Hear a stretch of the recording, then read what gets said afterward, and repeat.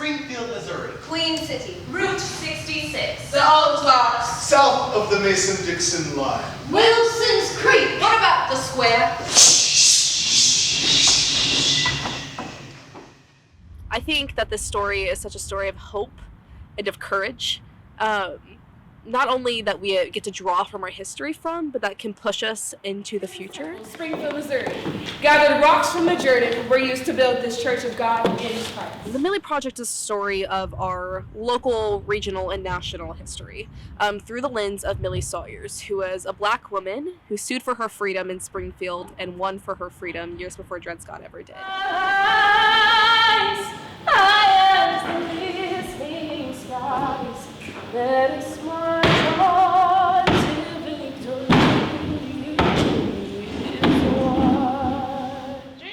I spent a really long time trying to figure out what her voice would be. Because for whatever reason, like, I have her words and I'm the body, but what is her voice, since it's her story that's trying to be told? 2, 3, 4, 5, 6, 7, 8, underway. 2. The Millie Project, the first article was March 21st, 2018. So that was the inception, because the moment I read it, I was really hooked on pursuing her story.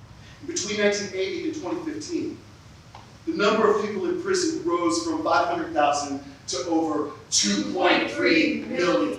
With the Millie Project, it really is specific in telling you the dates, and it's almost like a push forward, then a push backward, then a standstill.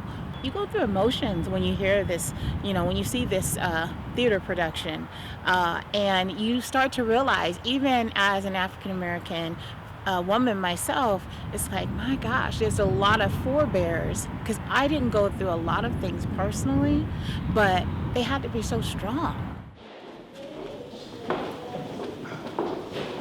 When I began to look at some of the pictures of the courthouses and some of the cages, I could imagine how she felt as she walked up the steps.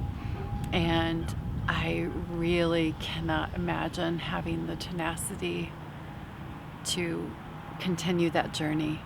And she knew very well that her life was in jeopardy. Ring with the harmonies of liberty.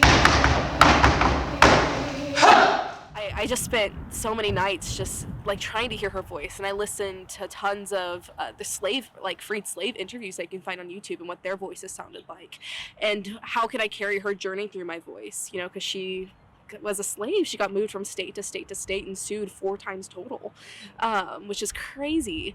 So how do I carry that, and how do I carry her in my body? For me, it was through her voice, and from there I just found the hope that I feel like she encompassed, and also the burden that she felt of being a black woman in such a time where it was not good to be a black or a woman. After I found her voice, I really felt like I was able to characterize her, and it was able to figure out what her motivations for each scene would be and how she would feel about our history. I waited for the angry mob, the beating of the enslaved, or the verdict of the court. The entirety of my life has been a waiting game, all to answer the simple question, am I free? When I read the article, I thought a lot about the culture that each of us swim in, and thought about Millie Sawyer's being enslaved, and everything around her told her that she wasn't free, but she decided that she was free and that she belonged to herself.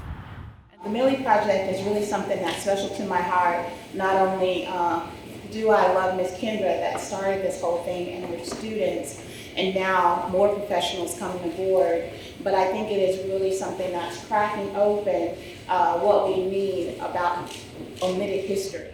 This is a continuation, because nothing has really been resolved. No one has said, I'm sorry. No one has said, you know what, let's do this, let's do that, let's try to make amends. No one. That's why it's so raw. Springfield, Missouri, or even just Missouri in general, has been such a divided and polarized area when it comes to issues on race. And so I'm just really grateful to be a vessel in which we get to shed light onto that polarization and also bring hope and courage for the future. Montgomery, but straight on. Separate but equal.